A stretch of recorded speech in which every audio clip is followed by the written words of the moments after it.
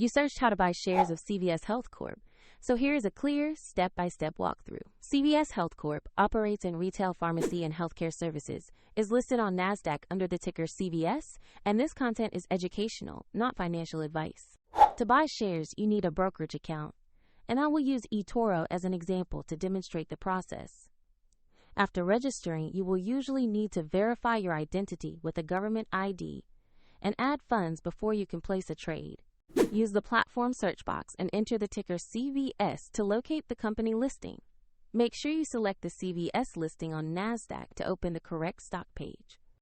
On the stock page, you will see basic company information and a price chart to review recent movements.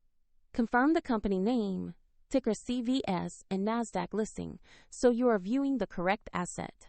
To invest, click Invest or Trade, enter the amount you wish to allocate, and review the order details before confirming.